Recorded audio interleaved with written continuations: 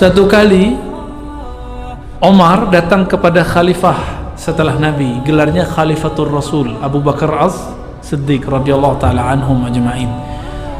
Umar mengatakan kepada Abu Bakar, wahai Khalifatul Rasul, wahai Khalifah Rasulullah, para hufaz sudah banyak yang terbunuh, udah ratusan yang mati.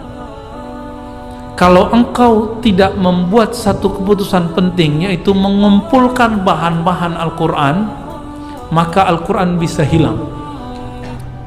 Maka kumpulkanlah Al-Quran, kata Umar. Apa kata Abu Bakar?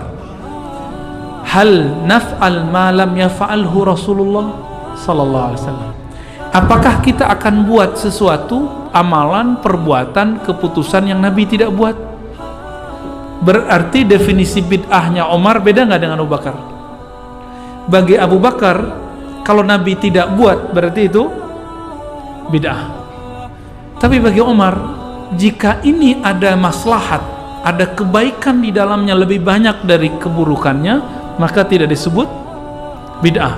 Ini riwayat ada di Sahih Bukhari dan Muslim, bahwa makna bid'ah itu berpindah. Akhirnya kata Abu Bakar, Umar selalu berbicara kepadaku, berbicara terus, mendebat.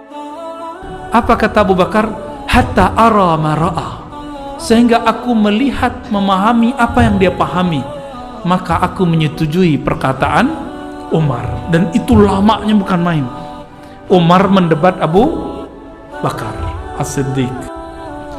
Lalu mereka udah sepakat, datanglah Abu Bakar kepada Zaid bin Sabit, sahabat termuda yang hafiz Quran. Apa kata Abu Bakar? Ya Zaid bin Sabit, tolong engkau kumpulkan Al-Quran. Kata siapa? Abu Bakar. Begitu juga Umar. Ya betul, hai Zaid, kami sudah sepakat mengajak kamu untuk mengumpulkan Al-Quran. Apa kata Zaid? Sama kalimatnya seperti Abu Bakar mengatakan, hal taf'ala ma lam yaf'alhu Rasulullah sallallahu alaihi wasallam. Apakah kamu buat sesuatu yang Nabi tidak buat? Sama nggak konsepnya? Berarti dalam konsep Zaid, bid'ah itu awalnya apa? Sesuatu yang tidak dibuat Nabi sallallahu alaihi wasallam. Ternyata dijelaskan oleh Umar, seperti Umar menjelaskan ke Abu Bakar. Apa kata Zaid? Sehingga aku memahami apa yang dipahami Umar. Lalu Abu Bakar mengatakan, hai Zaid, kamu adalah pemuda yang paling hafal Quran, yang paling kuat hafalannya, paling bagus pekerjaannya. Jika bukan engkau, siapa lagi? Apa kata Zaid? Lau amartani binaqli jabalin ila jabalin la fa'altuhu. Kalau engkau perintahkan aku memindahkan gunung terlihat nggak? Ya, kalau hafalan Quran gimana? Terlihat nggak? Bisa nggak kita ngelihat ini orang hafal Quran? Kalau kulhu kayaknya hafal semua nih ya. Tapi kalau yang lain nggak pasti hafal, nggak mesti hafal ya. Lalu gimana? Kata beliau, kalau aku disuruh memindahkan gunung terlihat, bisa aku lakukan. Tapi kalau mengumpulkan hafalan Quran, betapa sulitnya, tersembunyi di rumah-rumah orang, di dada-dada orang. Akhirnya Zaid minta persetujuan, minta istikharah kepada Allah dengan kalbunya, dan dia menerimanya. Walhasil terkumpullah Quran, tapi belum disalin. Dikumpulkan itu di rumah Hafsah. Umar berkuasa, Abu Bakar wafat. Umar radhiyallahu taala anhu, karena di saat itu tidak terjadi kematian ya, kewafatan, kesyahidan ulama-ulama sahabat yang hafiz Quran, maka tidak ada gebrakan untuk mengumpulkan Quran, untuk menyalin Quran.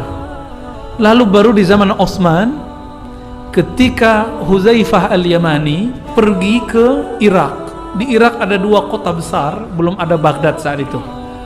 Yang ada cuma Basrah dan Kufah. Apa nama kotanya? Basrah dan Kufah. Di Basrah ada sahabat Nabi bernama Abu Musa al-Ash'ari. Sedangkan di Kufah ada sahabat Nabi bernama Abdullah bin Mas'ud. Masing-masing orang ini punya bacaan Quran dan punya murid ribuan orang.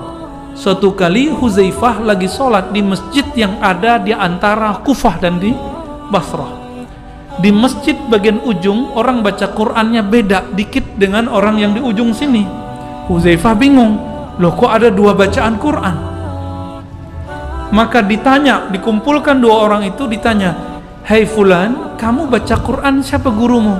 Yang satu bilang, "Guru saya Abu Musa al-Ash'ari." Yang satu lagi mengatakan, "Guruku Abdullah bin Mas'ud." Maka sahabat Nabi Huzaifah ini mendatangi Abu Musa al-Ash'ari dan Ibnu Mas'ud dan mengatakan, "Perkara kalian ini akan saya bawa ke pusat, ke Madinah." Dibawa ke pusat. Sampai di Madinah, apa kata Huzaifah? Oh, ini bisa kacau. Kalau kita meninggal, Huzaifah meninggal, Utsman meninggal, Ibnu Mas'ud meninggal, Abu Musa al-Ash'ari meninggal, apa yang terjadi? Quran bisa berantakan. Maka Huzaifah mengusulkan, ayo buat Quran standar. Dikumpulkan Quran standar, dikumpulkan. Dibuatlah tim yang dulu mengumpulkan Quran, siapa? Zaid. Maka disalinlah Quran sebanyak 6 eksemplar, dikirim kemana-mana, dan salah satunya sekarang tersimpan di Uzbekistan, di kota Tashkent. Alhamdulillah saya pernah ke sana dan saya melihat sendiri Quran itu beberapa abad sebelumnya di masa Timur Leng itu dikopi jadi 5, disalin. Dulu kan belum ada mesin fotokopi, disalin jadi 5 eksemplar dan itu ada tersimpan di Uzbek.